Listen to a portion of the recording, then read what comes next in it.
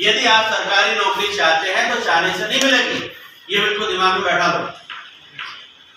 उसके लिए आपको प्रयास करना होगा और वो प्रयासों में मुझे आपके में बहुत कमी नजर आती है, क्योंकि पहले तो आपको यही नहीं पता कि भाई मुझे सरकारी नौकरी चाहिए क्यों।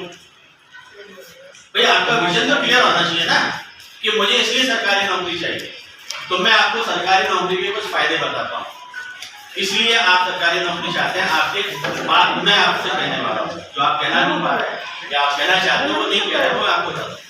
पहली बात तो ये है कि सरकारी नौकरी बिल्कुल सही है कि एक आपका परमानेंट जॉब है, यानी कि आपका जॉब की ज्वाइनिंग से लेकर के जब तक आपकी रिटायरमेंट की एज नहीं हो जाती है तब तक बराबर आप क्या रहेंगे, सरकारी नौकरी में रहेंगे।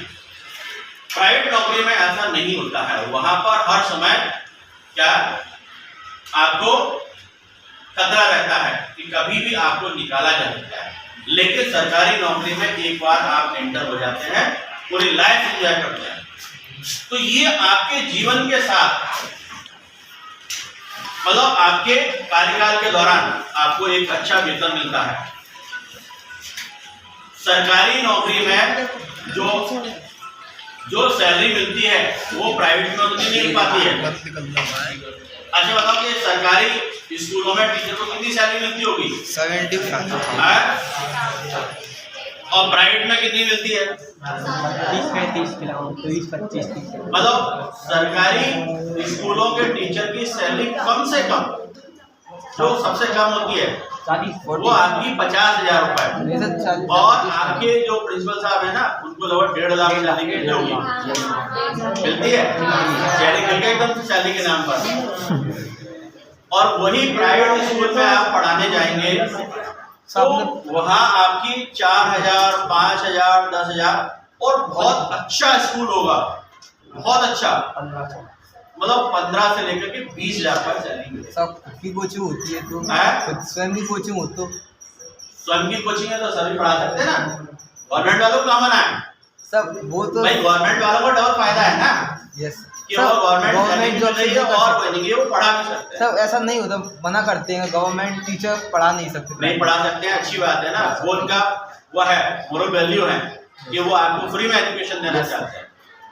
और उसके बाद मान लीजिए आप रिटायर्ड होते हैं, रिटायर्ड होते ही क्या होना सभी के केस के बाद, तो वहां आपको पेंशन मिलती है।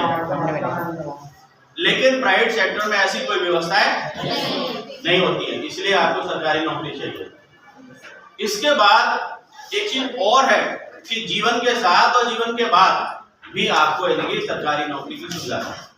नहीं कि किसी के साथ यदि कोई दुर्घटना हो जाती है तो परिवार के किसी एक व्यक्ति को वहां नौकरी मिल जाती है, जिसको होता है अनुकंपा नियुक्ति, जो कि प्राइवेट सेक्टर में पॉसिबल ही नहीं है।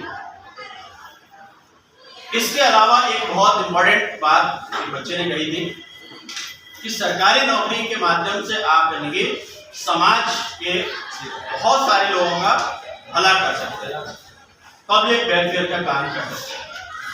आप समाज सेवा और राष्ट्र निर्माण का कार्य कर सकते हैं सरकारी सेवाओं के माध्यम से।